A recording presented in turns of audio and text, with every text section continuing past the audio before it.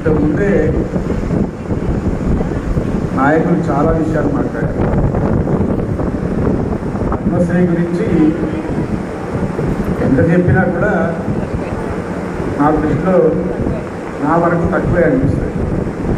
ఆమె ఒక మానసిక జబ్బుతోటి బాధపడుతున్నా మంచిగా ఉన్నప్పుడు అనేక విషయాలు నాకు కూడా చెప్పేది. ధైర్యం చెడిపోవద్దు, నువ్వు పుస్తకాలు చదవాలి, నువ్వు ఉపన్యాసం ఇవ్వాలి, నువ్వు ప్రాంతాలు తిరగాలి, నా కోసం నువ్వు ఏమీ పెట్టుకోవద్దు అనేటువంటి విషయాలు కూడా ఇప్పటికీ మాకు గుర్తొస్తుంది. ప్రధానంగా అడ్రస్ చాలా మొండిది, బాగా మొండిగా ఉండేటువంటి మనిషి. నాతో కూడా గొడవ పెట్టుకునేది. అంటే కొన్ని విషయాలలో ఆమె అభిప్రాయాలను వ్యతిరేకించినప్పుడు నాతో కూడా కొట్లాడ పెట్టుకునేటువంటి మనిషి. మేమేమైనా తప్పు చేసినా ఏదైనా ఉన్నా కూడా గడ్డ వెంకటరామయ్య గారికి ఫోన్ చేసి చెప్పేది, లేకపోతే మాధవన్నకు ఫోన్ చేసి చెప్పేది, ఇంకా ఇట్లా చేస్తుండు, ఇట్లాంటి మాటలు మాట్లాడుతుండు, ఇట్లా చేస్తుండు, మీరు సరి చేయాలి అనేటువంటి వాటిని కూడా వాళ్ళకు వెనకాడకుండా జంకకుండా ఉండేటువంటి మనస్తత్వం అన్నది. ప్రధానంగా రాఘవేంద్రరెడ్డి అనేటువంటి ఒక national council member, BJP national council member మా మీద, మా ప్రాంతాల మీద, మొత్తం మహిళల మీద, దళితుల మీద పోలీసులు దాడులు చేయించేటువంటి బాగా ఒక 10 సంవత్సరాలు బాగా విసిగి వేసరిపోయిన తర్వాత ప్రజల కోపానికి బలైపోయాడు. మొత్తం పోలీసులు వచ్చారు.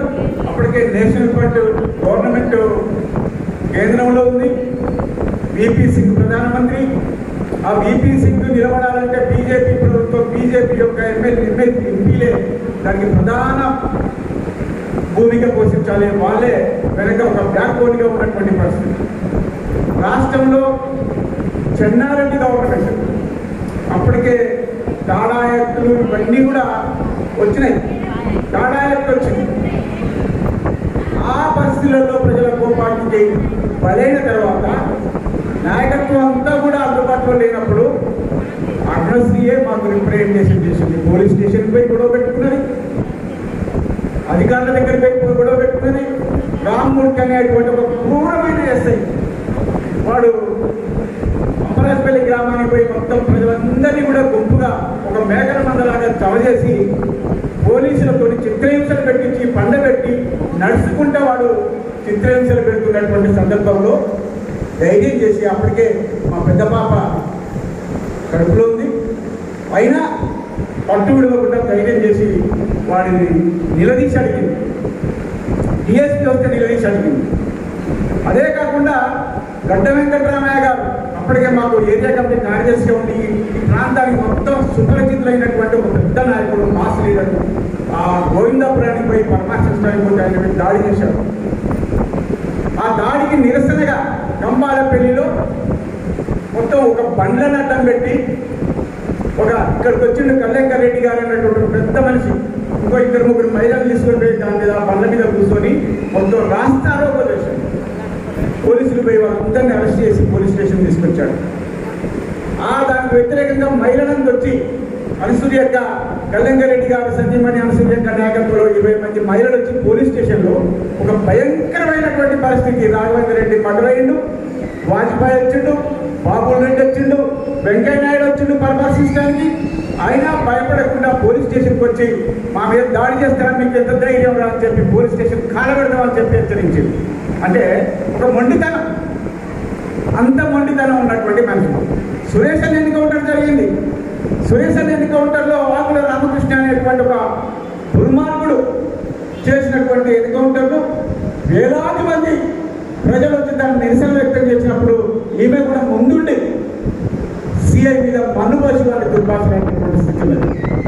అదే కాకుండా రంగనాథ్ మిశ్రా అనేటువంటి మానవ హక్కుల కమిషన్, నేషనల్లో ఉన్నటువంటి మానవ హక్కుల కమిషన్ హైదరాబాద్ వచ్చినప్పుడు ఆత్మాపి అనేటువంటి ఒక మన దగ్గర గవర్నర్గా చేసినటువంటి ఆ మహిళ కూడా దాంట్లో కమిషన్ సభ్యురాలుగా ఉన్నది, ఇంకో 2-3 సభ్యురాలుగా ఉన్నారు. ఆ కమిషన్ ముందు పోయి ధైర్యంగా సురేష్ అన్న మా ఇంటి నుంచి బయలుదేరిపోయిన తర్వాత పట్టుకొని కాల్చి చంపారు అనేటువంటి వాంగ్మూలం ఇచ్చింది. ఇక్కడ లాయర్లు కూడా ఎంత క్రాస్ ఎగ్జామినేషన్ చేసినా కూడా ఆమె ధోరణిలో పట్టుదలగా వాంగ్మూలం ఇస్తే వాళ్ళు ఆయన ధైర్య సాహసాలకు అసలు తెలుగులో ట్రాన్స్లేషన్ చేయించుకొని ఆ రంగనాథ్ మిశ్రా కూడా అభినందించినటువంటి పరిస్థితి ఉంది. అట్లా చెప్పుకుంటూ పోతే అనేక ఉద్యమాలలో ఇల్లెందు ప్రాంతంలో పనిచేసింది, గుంటూరు ప్రాంతంలో పనిచేసింది. ఆఖరికి మాకు 2 పిల్లలైన తర్వాత వాళ్ళ నాన్న దగ్గరికి పోయి మాకు ఆస్తి ఇవ్వాలి, మాకు ఆస్తి ఇవ్వాలి అని చెప్పి కొట్లాడి 5 ఎకరాల భూమిని తీసుకొని వ్యవసాయం చేయడం మొదలుపెట్టింది. వ్యవసాయం చేసింది. అదే క్రమంలో మానసికమైనటువంటి ఒక జబ్బు రావడం వల్ల అప్పటి నుంచి పార్టీకి అంటే కుటుంబంలోనే బాగా ఇబ్బంది పడి ఆ మానసిక జబ్బుకి చాలా ఇబ్బంది పడినటువంటి పరిస్థితి. ఏదేమైనా మాకు ఇలా అనేక మంది భార్యలు చాలా మందిని నేను చూస్తుండగానే చాలా మందిని వెనకకుండినటువంటి స్థితి ఉన్నది. నిర్బంధానికో చిత్రహింసలో కేసులో భయకంపితులైనటువంటి వాళ్ళు కుటుంబ జీవనానికి పరిమితం కావాలి, కుటుంబాన్ని పోషించుకోవాలి, ఇవన్నీ మనకొద్దని చెప్పి చాలా మందిని వెనకకుండినటువంటి స్థితి ఉంది. అయినా నన్ను ఎప్పుడు కూడా నిబంధనలు పెట్టి వెనకకుండినటువంటి స్థితి లేదు. మా పిల్లలు కూడా ఎప్పుడూ కొంత కోరికలు కోరి మాకు అవి కావాలి ఇవి కావాలి అని చెప్పి కొంత కోరికలు ఉన్నటువంటి స్థితి ఎప్పుడూ లేదు. మా కుటుంబ పరిస్థితి కూడా వాళ్ళు అర్థం చేసుకున్నారు. నాకు అనుగుణంగానే మీరు ఇచ్చేటువంటి సలహాల మేరకే వాళ్ళు దాన్ని పాటించారు.